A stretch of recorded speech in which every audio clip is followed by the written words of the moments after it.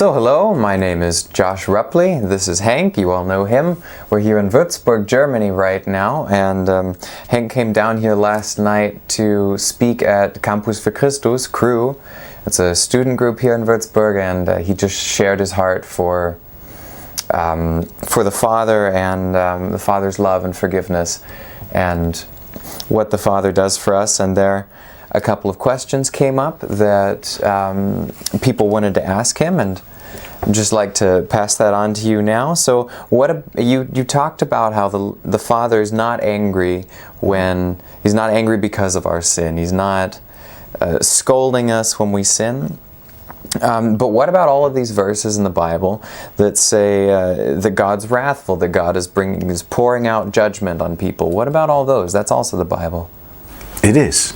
And it's good that you asked that question. And shall we go to a particular verse? Yeah, for example, one verse that we have here is John 3, verse 36. That's a well-known passage. This is John the Baptist speaking. This is the New International Version. For the one whom God has sent speaks the words of God. That's Jesus. For God gives the Spirit without limit. The Father loves the Son and has placed everything in His hands. Whoever believes in the Son has eternal life, but whoever rejects the Son will not see life, for God's wrath remains on him. What do you say to this wrath? Yeah, then we come to that point. What is the wrath of God? Do we have a loving God, or is there a God that is two ways? One, the one who is loving, but when things go wrong, then He is the God of wrath. And I definitely doubt if that is the right picture of God. I think I read the same part, but then from the Message, and I think we will come to a good conclusion reading the Message. It says, that is why whoever accepts and trusts the Son gets in on everything. Life complete and forever.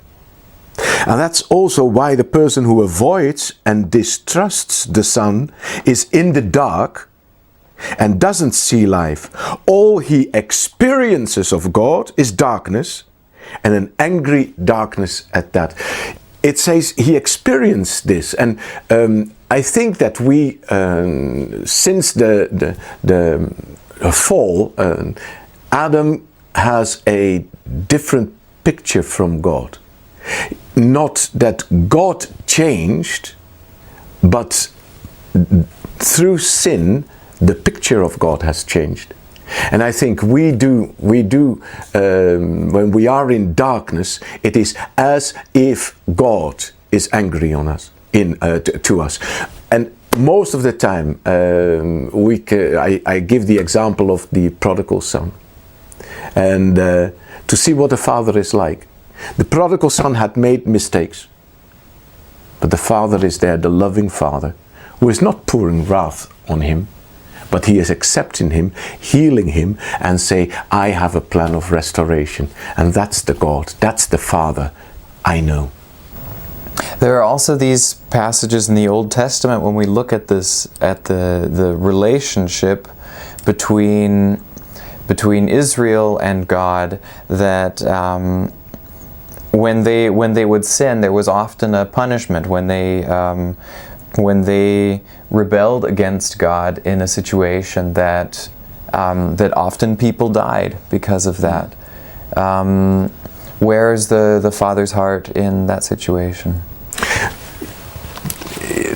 It's not very easy to of course, to explain everything. But for me, it is like this.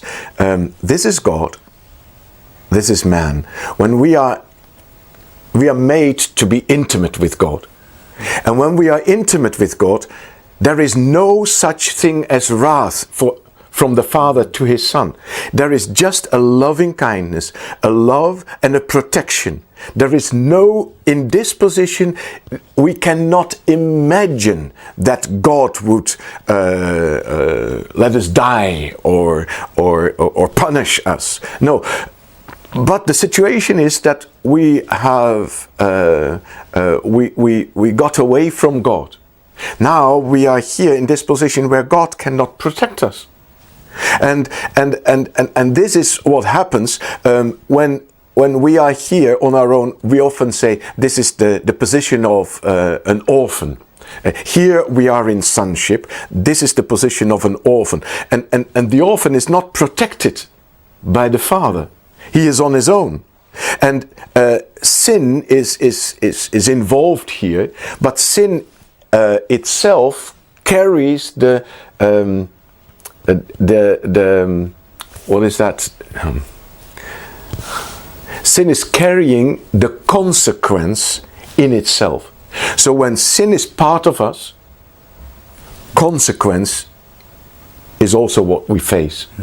And where is God? Well, He is on a distance. And now with Jesus, He says, now the possibility is there, because forgiveness of sin has come. The way to the Father is open, and here we go. Now we can come into the intimacy with the Father again. And where is the angry Father? He is not here. Here is the loving Father, and that is what we will experience. Wonderful, thank you. The world needs to hear more of that.